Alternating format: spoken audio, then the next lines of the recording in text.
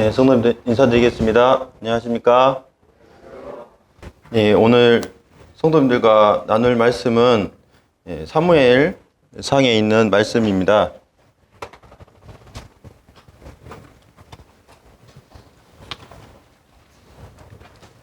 사무엘상 4장 19절에서부터 22절 말씀입니다. 오늘 사무엘상 4장부터 6장에 있는 말씀을 함께 교제하기를 원하는데, 먼저 4장 19절 말씀부터 보겠습니다.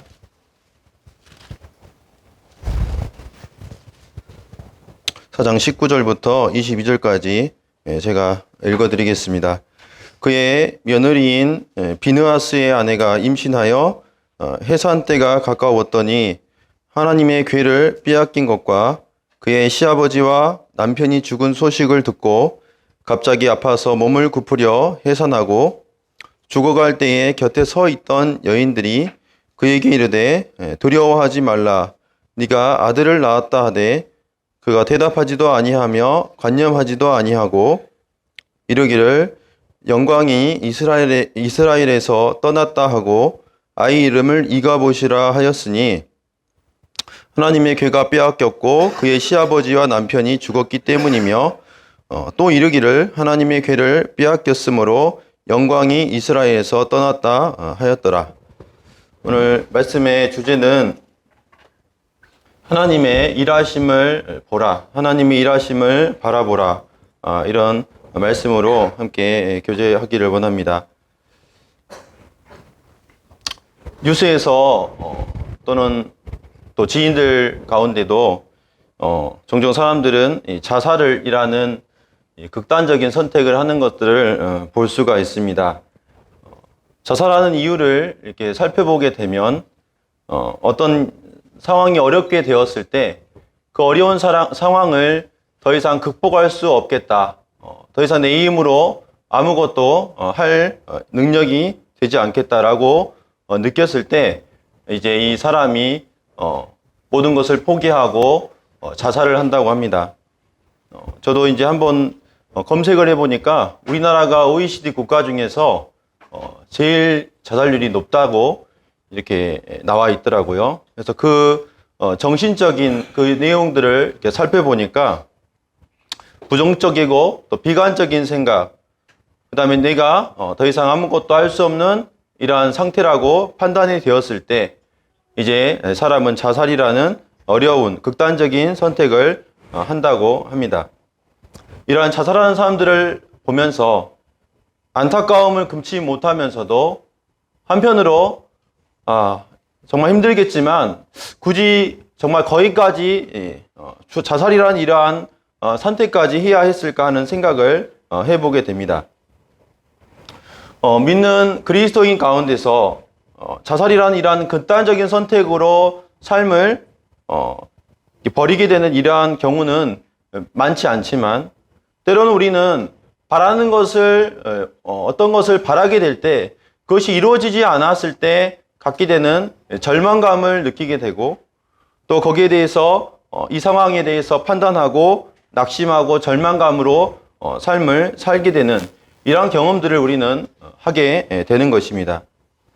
오늘 본문의 말씀은 이 사사시대에 하나님의 궤와 관련하여서 발생한 사건을 다루고자 합니다. 당시 이스라엘 백성들은 이 하나님의 궤에 대해서 다른 이렇게 하나님이 원하셨던 그 마음이 아닌 다른 생각을 가지고 있었습니다. 그리고 이들 가운데 하나님께서 또한 일하시는 이러한 모습들이 오늘 살펴보는 이런 말씀의 내용들이 되겠습니다. 그러면서 우리가 무엇을 주목하면서 우리가 삶을 살아야 하는지 함께 이렇게 교훈을 받기를 원합니다. 먼저 방금 읽었던 말씀의 내용을 살펴보기를 원합니다. 비느하스의 아내가 등장하는 것을 볼 수가 있습니다. 이 비느하스의 아내는 임신을 하여서 아들을 낳게 되었습니다. 아들을 낳게 된 이 긴박한 상황 가운데서 진통을 느낀 그녀는 옆에 서 있던 여인들이 여자여 이제 아들이 나왔다고 두려워하지 말라고 이제 말하는 것을 듣게 됩니다.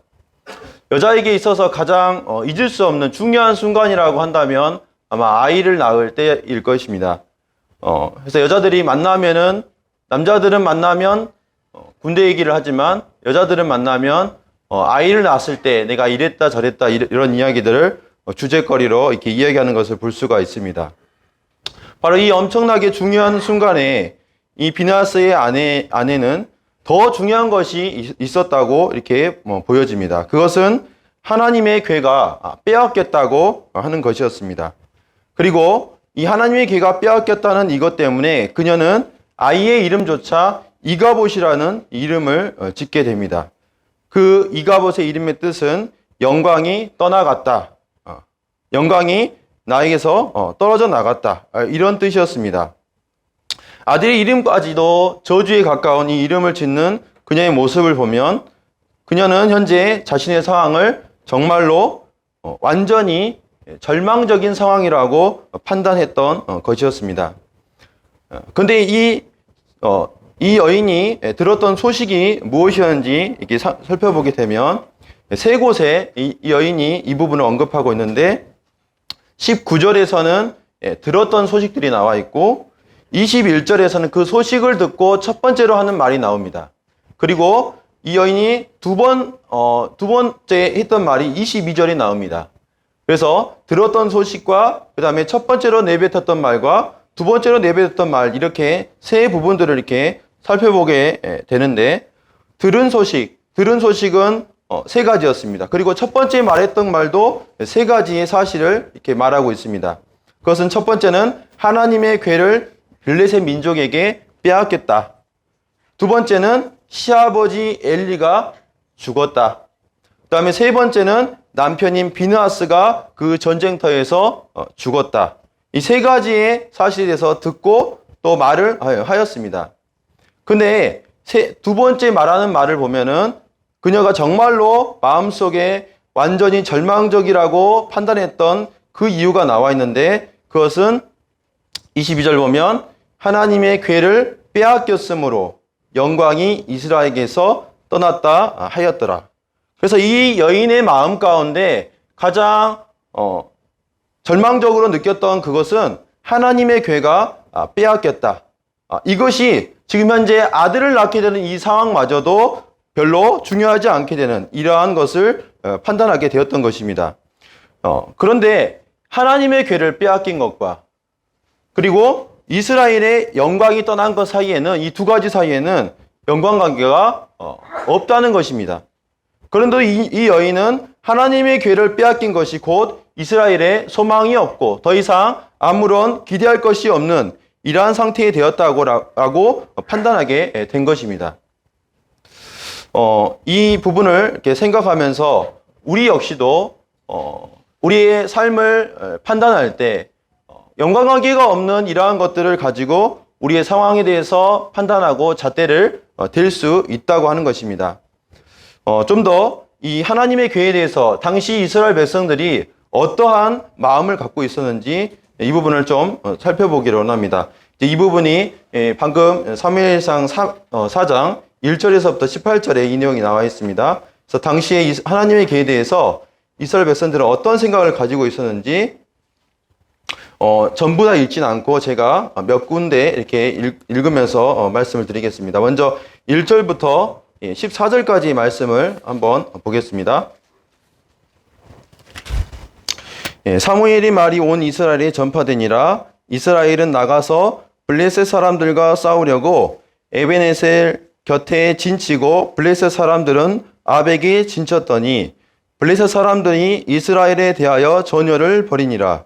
그 둘이 싸우다가 이스라엘이 블레셋 사람들 앞에서 패하여 그들에게 전쟁에서 죽임을 당한 군사가 4,000명 가량이라. 백성이 진영으로 돌아오매 이스라엘 장로들이 이르되 여호와께서 어찌하여 우리에게 오늘 블레셋 사람들 앞에 패하게 하셨는고 여호와의 언약궤를 실로에서 우리에게로 가져다가 우리 중에 있게 하여 그것으로 우리를 우리 원수들의 손에서 구원하게 하자 하니 이에 백성이 실로에 사람을 보내어 그룹 사이에 계신 만군의 여호와의 언약궤를 거기서 가져왔고 엘리의 두 아들 홈니와 비느하스는 하나님의 언약궤와 함께 거기에 있었더라. 당시에 이스라엘 백성들은 주변의 변방국인 이 블레셋과의 전투 가운데 또 블레셋의 이 침략 가운데 어려운 상황을 경험하고 있었습니다. 전에 제가 삼손에 대해서 교제하면서 블레셋 민족에 대해서 언급을 해드렸었는데 이 일이 있은 지 얼마 되지 않았을 때입니다. 그래서 당시 이 블레셋 민족이 이스라엘을 괴롭히던 바로 그 시대 가운데서 이제 계속된 이 블레셋 민족의 공격에 이스라엘 백성들이 뭔가 생각을 했던 것 같습니다. 그리고 이제 자신들이 먼저 이 블레셋 민족을 치기 위해서 에베네셀 곁에다가 진영을 갖추고 이렇게 전투를 하려고 하는 이러한 모습을 먼저 띄게 되었습니다. 그때 이 블레셋 민족들은 아벡이라는 곳에 진영을 벌여놓고 이제 맞서서 싸우게 되는데 오히려 선제 공격을 이 블레셋 민족이 먼저 하는 이러한 형태가 되었습니다. 그리고 이 전투 가운데 이 4,000명이라는 이 이스라엘 백성들이 죽임을 당하게 되는 이러한 일을 경험하게 됩니다. 여기에 대해서 이제 백성의 이 당시 지도자였던 장로들이 이 싸움을 다시 승리로 이끌기 위해서 필요한 것이 바로 하나님의 궤가 필요하다고 이렇게 판단을 하게 됩니다. 우리들이 이 패배한 이유는 하나님의 궤가 없기 때문에 졌다고 이렇게 생각을 했던 것입니다. 하나님의 궤가 있게 되면 우리는 다시 승리할 수 있고 하나님의 궤가 없으면 우리는 패배할 수밖에 없다고 여겼던 것입니다. 그래서 장로들은 실로라는 멀리 있었던 이 실로라는 이곳에 하나님의 그 성막이 당시에 있었는데 그곳에 있는 여호와의 궤를 하나님의 궤를 지금 자신들이 있는 이 에베네셀 지역으로 가지고 오라고 요청을 하게 됩니다. 당시에는 그 하나님의 궤가 실로에 있었는데 중요한 것은 이 여호와의 이 언약궤에 대한 그들의 생각이 어떠했냐 하는 것입니다. 그렇게 해서 이 하나님의 궤가 이 전투 중인 백성들에게 도착하게 됩니다. 그때 이 백성들이 어떻게 반응을 하는지 보게 되면 백성들 또한 하나님의 궤를 얼마나 절대시 여겼는지 알 수가 있습니다. 5절 말씀을 보겠습니다. 여호와의 언약궤가 진영에 들어올 때에 온 이스라엘이 큰 소리로 외치매 땅이 울린지라. 여기 말씀을 보면은 땅이 울릴 정도로 그들이 환호하는 이러한 모습을 볼 수가 있습니다. 근데 이 반면에 하나님의 궤가 진영에 이렇게 들어왔을 때 블레셋 사람들의 반응도 이 성경에 기록하고 있습니다. 그래서 6절부터 8절 말씀이 바로 그 궤가 들어왔을 때 블레셋 사람들의 반응인데 이것과 당시 이스라엘 백성들이 가지고 있었던 이 생각을 한번 비교를 해보겠습니다. 6절에서 8절입니다. 블레셋 사람이 그 외치는 소리를 듣고 이르되 히브리 진영에서 큰 소리로 외침은 어찌 됨이냐 하다가 여호와의 궤가 진영에 들어온 줄을 깨달은지라. 블레셋 사람이 두려워하여 이르되 신이 진영에 이르렀다 하고 또 이르되 우리에게 화로다. 전날에는 이런 일이 없었도다. 우리에게 화로다. 누가 우리를 이 능한 신들의 손에서 건지리요. 그들은 광야에서 여러 가지 재앙으로 애굽인을 친 신들이라. 전 여기에 이 하나님의 궤에 대한 이스라엘 백성들의 생각과 블레셋 민족이 가지고 있던 이 생각이 동일하다는 것을 보게 되었습니다. 하나님의 궤를 신과 동일한 개념으로 생각하고 있었던 것입니다. 여기에 우리는 하나님의 백성이 이방 민족이 가지고 있는 이 신에 대한 개념을 동일하게 갖고 있다는 것은 굉장히 충격적인 내용으로 보게 됩니다. 어떻게 천지를 지으시고 무소부지하신 그 하나님과 이방인들이 여기는 이 우상과 같을 수가 있겠습니까? 그런데 당시 이 이스라엘 백성들이 가진 하나님의 궤에 대한 생각은 이 이방인들이 가지고 있던 우상과 같은 개념으로 여겨졌던 것입니다. 이 모습이 하나님의 궤에 대한 이 생각이 전쟁의 결과를 기다리던 엘리의 모습에서도 그대로 드러나게 됩니다. 13절 말씀을 보겠습니다. 이제 13절 말씀은 이제 엘리가 어떤 생각을 가지고 있는지 볼 수가 있는데 그가 이를 때는 엘리가 길 옆 자기의 의자에 앉아 기다리며 그의 마음이 하나님의 괴로 말미암아 떨릴 즈음이라. 그 사람이 성읍에 들어오며 알림에 온 성읍이 부르짖는지라. 이 엘리의 마음에도 가장 마음 가운데 중심에 두었던 것은 바로 이 하나님의 괴였던 것입니다. 18절도 보시면 이제 소식이 전투 결과에 하나님의 괴가 빼앗겼고 그 다음에 자신의 두 아들이 죽었다는 이 소식을 이제 엘리에게 전해주게 되는데 18절 말씀을 보시면 하나님의 괴를 말할 때에 엘리가 자기 의자에서 뒤로 넘어져 문 곁에서 목이 부러져 죽었으니. 그러니까 엘리 역시도 하나님의 괴에 대한 이 생각을 동일하게 갖고 있었던 것을 볼 수가 있었습니다. 하나님은 한 번도 하나님의 괴를 가지고 있으면 승리를 보장해 준다고 약속해 준 적이 없었습니다. 다만 우상을 버리고 하나님 그분만을 섬기게 될 때 너희가 이방 민족을 몰아낼 수 있다고 하나님께서는 약속을 하셨습니다. 그런데 이 이스라엘 백성들은 하나님의 괴를 마치 승리를 보장하는 것이냐 우상시 여겼던 것입니다. 결국 이 전투는 하나님의 괴와 상관없이 3만 명이나 되는 엄청난 수의 이 이스라엘 백성들이 죽임을 당하고 패배하는 이와 같은 결과를 맞이하게 되었습니다. 그리고 하나님의 괴 역시도 이제 블레셋에게 빼앗기게 되는 이러한 결과를 초래하게 되었습니다. 우리는 이 부분을 보면서 우리의 삶을 판단하게 될 때 우리는 무엇을 근거로 판단을 내려야 하는지 생각을 해보게 됩니다. 우리의 삶을 판단할 때 우리는 세상에 있는 사람들이 가지고 있는 이러한 생각으로 우리의 삶을 판단해서는 안 될 것입니다. 세상 사람이 가진 재물이 얼마나 있느냐, 세상 사람들이 가지고 있는 이 지위가 어느 정도에 있느냐, 이것이 우리의 삶을 판단하고 잣대를 댈 수 없다고 하는 것입니다.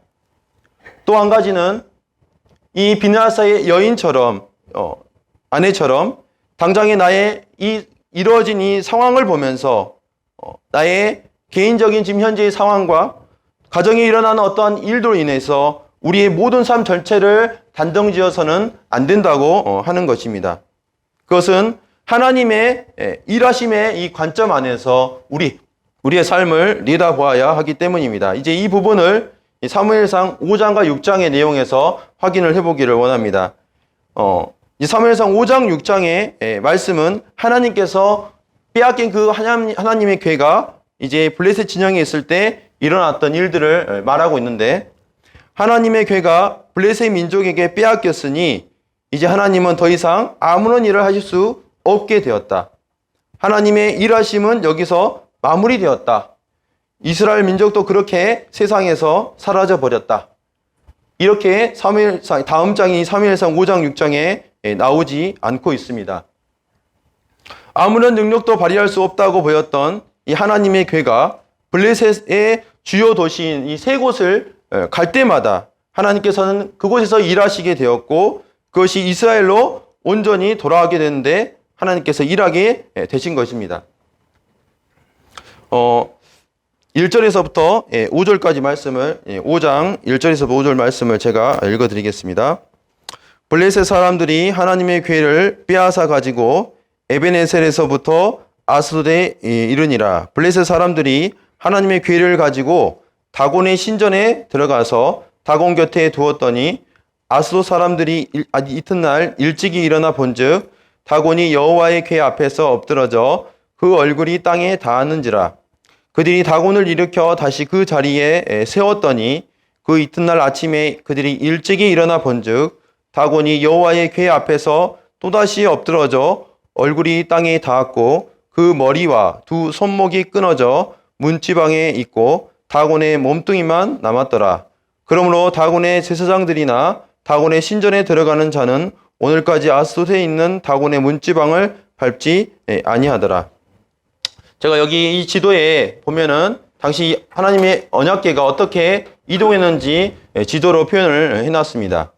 먼저 이 실로에 이 언약궤가 있었습니다. 근데 이것을 전투를 위해서 에베네셀로 이 언약궤를 가지고 왔습니다. 빨간색으로 제가 표시해 놓은 이 부분이 블레셋과 이스라엘의 이 경계를 제가 표시를 해 놓은 것입니다.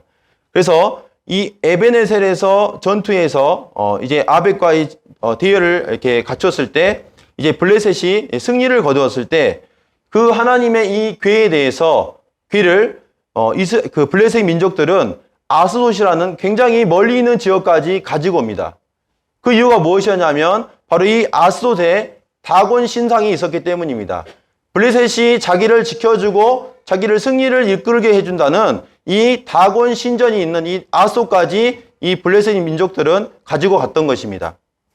그리고 이 아스돗의 신전에 다곤 신상에 이렇게 올려놓게 되는데 하루가 지나고 보았는데 사실 이들은 다곤 신이 이겼다라고 생각해서 다곤 신 앞에 이 여호와의 언약궤 하나님은 무릎을 꿇고 패배를 인정해야 된다는 이러한 의식으로 아마 다곤 신상에 하나님의 궤를 두었을 것입니다. 그런데 하루가 지났을 때 이 다곤 신은 그 자리로 엎드러져서 넙죽 절을 하고 있는 이와 같은 모습을 갖게 되었던 것입니다. 그리고 또 하루가 지났는데 이제는 머리가 잘려지고 손목이 끊어져 있는 상태로 다음날 이 다곤의 제사장들 앞에 발견이 되는 것을 볼 수가 있습니다. 이것은 무엇을 말하냐면 패배한 이 패배한 이 장수의 목을 베고 그 다음에 목을 베는 이것이 바로 당시에 패배한 전사에 대해서 했던 행동이었습니다. 하나님께서는 당연히 무릎을 꿇고 절해하는 것이 이제 이 하나님이라고 생각했던 이 블레셋의 생각과 다르게 이때 이 다곤의 신이 오히려 패배한 것을 보여주셨고 또 손이 자르게 하는 손목이 잘려서 더 이상 아무런 것도 할 수 없는 이러한 상태가 되는 것을 이 블레셋 민족들에게 보여주신 것입니다. 그래서 이 부분을 통해서 이때 당시에 블레셋의 사람들 가운데는 독종이라는 이러한 병들이 발병하게 되었는데 이러한 일을 보면서 다곤 신은 아무런 것도 이들을 지켜줄 수 없다는 것을 상징적으로 나타내 보였다는 것입니다.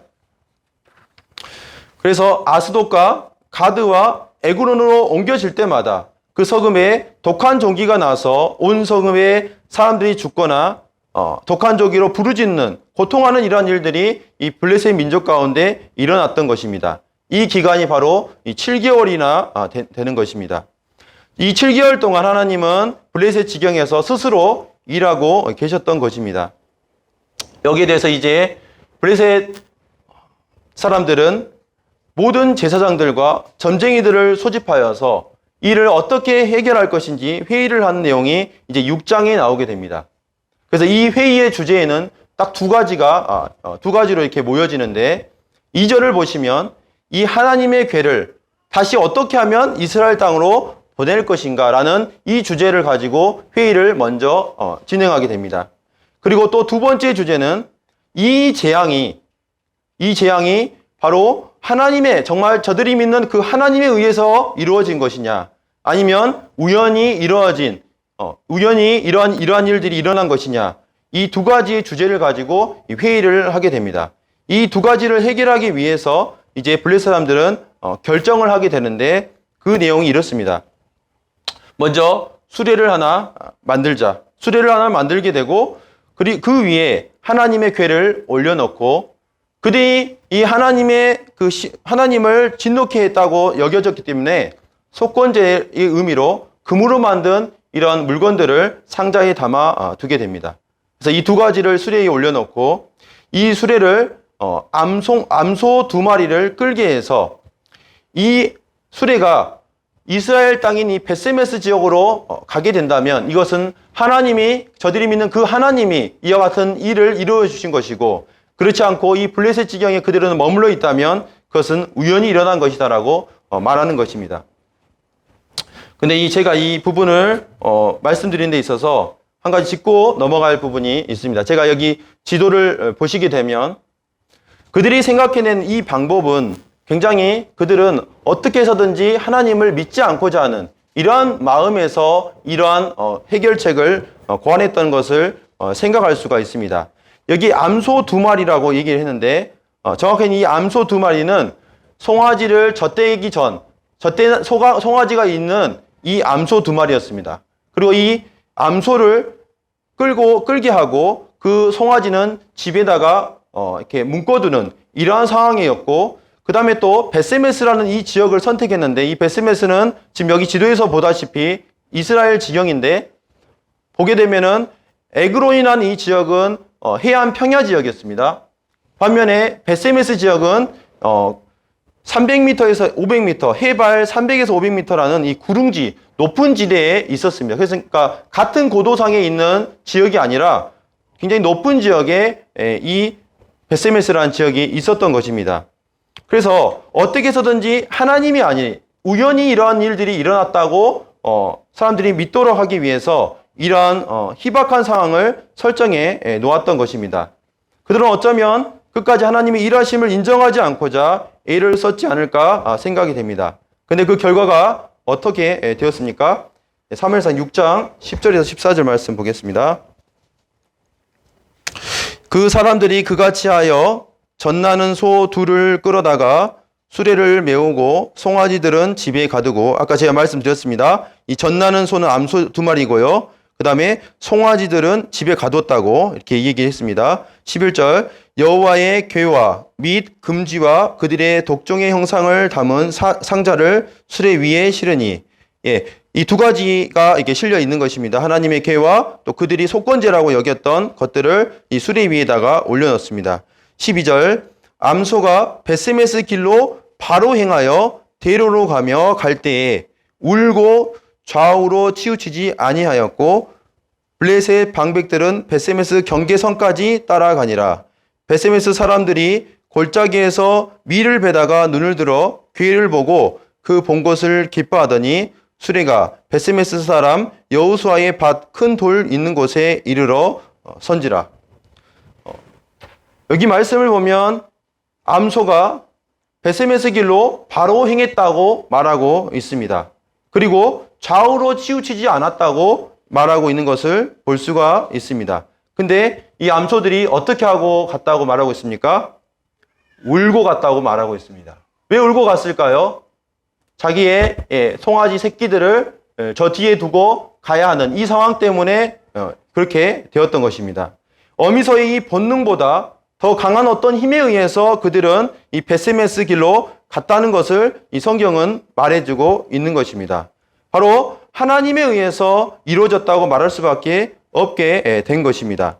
이렇게 해서 하나님의 궤는 다시 이스라엘 땅으로 돌아오게 되었습니다. 7개월 만에 하나님의 궤는 다시 이스라엘 땅으로 돌아왔고, 하나님은 스스로 일하시는 것을 우리에게 보여주고 있는 것입니다. 저는 이 부분을 보면서 2가지를 이렇게 생각하게 되었습니다. 첫 번째는 하나님은 우리가 생각하는 것보다 놀라운 방법으로 일하시는 분이라는 것입니다. 비나스의 아내가 속단한 것과 다르게 하나님은 이스라엘을 떠나신 것이 아니었습니다. 하나님께서는 이 실로라는 지역이 에브라임 지파의 중심지였기 때문에 나중에 다윗이 속한 이 유다 지파로 이 리더십을 옮기고자 하는 이러한 뜻 가운데서 하나님은 이와 같은 일들을 행하셨던 것이었습니다. 그래서 베세메스를 이어 기란 여아림으로 언약궤가 옮겨지는데 그 이유는 이곳이 유다 지파에 속한 땅이었기 때문이었습니다. 그래서 하나님은 그분의 이 큰 계획 가운데 이런 일을 하나하나 이루어가고 있었던 것입니다.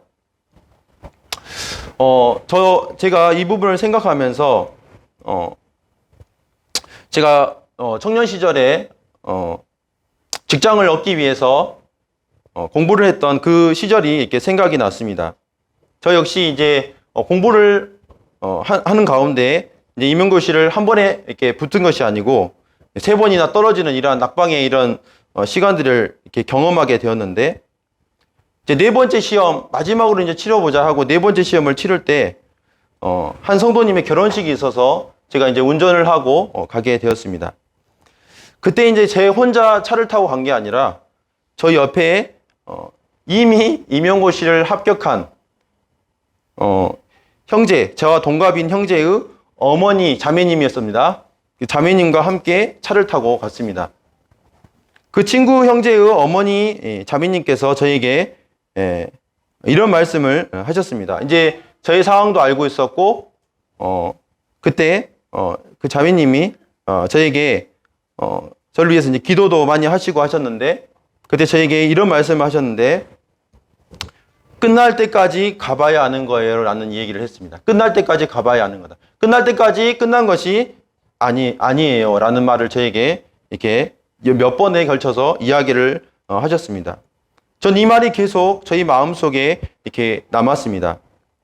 우리가 이 세상의 삶을 끝날 때가 될 때까지 그 누구도 장담할 수 없다는 말인데, 당장 임용고시를 일찍 합격하여 자리를 잡았든 그렇지 못하든지 모든 우리의 삶이 끝나는 그날이 되어야 모든 것이 그때 돼서야 평가되고 끝나는 것이라는 것을 말씀하고자 했던 것이었습니다.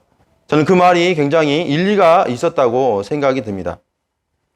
그 다음에 하나님께서 이 7개월 동안 블레셋 민족 가운데 일하신 것은, 하나님은 자신의 영광을 회복하기 위해서 일하시는 분이라는 것을 드러낸 것이었습니다. 당시 하나님의 궤가 하나의 우상과 같은 개념으로 이해가 되었습니다. 이것은 하나님에 대한 모독이었고 그분의 영광을 훼손하는 것이었습니다. 그러나 하나님은 다곤 신상을 거꾸로 들이시고 블레셋 사람들의 종기가 나게 하시는 이러한 일들을 행하셨습니다. 또한 하나님의 궤를 함부로 보는 이스라엘 백성들을 죽이시는 일을 함으로써 이제 이런 고백을 듣게 됩니다. 사무엘상 6장 20절에 보시면, 이제 베세메스에 도착했던 언약궤를 함부로 이렇게 보았을 때 사람이 죽게 됩니다. 그때 베세메스 사람들이 이렇게 말을 합니다. 20절, 베세메스 사람들이 이르되 이 거룩하신 하나님 여호와 앞에 누가 능히 서리요. 이 거룩하신 하나님 앞에 그들의 마음이 변화된 것이었습니다. 그리고 기한 여아림으로 이제 옮겨졌는데, 그때 이스라엘 백성들이 영적으로 변화가 일어나게 되는데, 7장 2절의 말씀을 보시면 궤가 기란 여아림에 들어간 날부터 20년 동안 오래 있은지라 이스라엘 온 족속이 여호와를 사모하니라. 이제 하나님의 궤를 사모하는 것이 아니라 그들은 이스라엘 온 족속이 여호와를 사모하게 되는 이러한 일이 그들 가운데 있게 된 것입니다. 우리는 때로는 우리가 판단할 때 영광이 떠나갔다고 판단하게 되는 그러한 모습들을 경험하게 됩니다. 그러나 하나님은 우리가 생각하는 것보다 놀라운 방법으로 일하신다는 것을 우리는 기억을 해야 하겠습니다. 하나님의 넓은 계획 속에서 하나님은 그분의 일을 이루어가고 계시는 것입니다. 그리고 비로소 우리가 마땅히 하나님을 존귀하게 여기고 그분을 향한 바른 태도로 그분을 섬길 수 있도록 우리의 영적인 태도를 변화시켜 가신다는 것입니다. 더 하나님을 경외하고 더 하나님을 사모할 수 있도록 하기 위해서 하나님은 잠시 우리에게 떠나가신 것처럼 일하신다는 것입니다. 신약 성경 한 구절 찾아보기를 원합니다. 이 부분을 생각하시면서요. 로마서 8장 28절 말씀입니다. 잘 아는 말씀인데, 우리가 알거니와 하나님을 사랑하는 자 곧 그의 뜻대로 부르심을 입은 자들에게는 모든 것이 합력하여 선을 이루느니라. 다른 번역본에는 하나님을 사랑하는 사람을 위해서, 그분의 목적에 따라 부름받은 사람을 위해서 모든 것이 선을 위해서 함께 역사하고 있습니다라고 이렇게 되어 있는 것을 보았습니다. 이 로마서 이 8장의 말씀은 성도가 갖게 되는 그 영광에 대해서 말하고 있는 내용입니다. 그리고 우리를 단순히 구원하셔서 우리를 의롭다 하시고 천국으로 인도하신 이것만 말하고 있는 것이 아니라, 하나님께서는 모든 것이 합력해서 선을 이룰 수 있도록 믿는 그 성도를 향해서 하나님을 사랑하는 사람, 그분의 목적에 따라 부름받은 그 사람을 위해서 하나님은 선을 이루도록 함께 역사하고 계시다는 것입니다. 우리는 이 하나님의 이 지배 가운데, 지배 속에서 우리가 살아가고 있다는 것을 인식해야 할 것입니다. 모든 것이 합력하여 선을 이룬다고 했습니다. 우리의 슬픔의 일 속에서도 우리는 실패하는 일을 통해서도 하나님은 선을 이루어 가고 계시는 것입니다. 우리가 낙담할 수 있는 이러한 상황을 가지고 하나님은 그분의 일을 이루어 가고 계시다는 것입니다. 제가 주님을 섬기면서 갖게 되는 정말 실패하는 이러한 경험을 통해서 한 가지 배우는 것이 있는데, 마땅히 그렇게 해야 하지만 하지 못하게 되는 이러한 실패하는 경험을 경험하면서 제 자신이 무엇을 배우게 되냐면, 제 자신이 별로 볼품없는 인간이라는 것을 저는 깨닫게 됩니다. 내가 주님 안에서 선한 것이라 여겨서 무엇이든지 할 수 있다고 여겼는데, 시간이 지나면서 그것을 하지 못하고 했을 때 낙담하게 되고, 이것이 더 이상 나는 하나님을 더 이상 섬길 수 없는 이러한 지경까지 나올 수 있겠구나 하고 생각하게 되는데, 하나님은 그 모든 것을 합력해서 선을 이루시는 분이라고 말씀하시면서 이러한 실패를 경험하면서 무엇을 갖추게 되냐면 제 마음이 겸손해지는 것을 보게 되었습니다. 내 마음이 겸손해지게 되었을 때 다른 성도들의 모습이 보이게 되더라고요. 다른 성도의 어려움들을 살펴보게 되는 것을 보았습니다.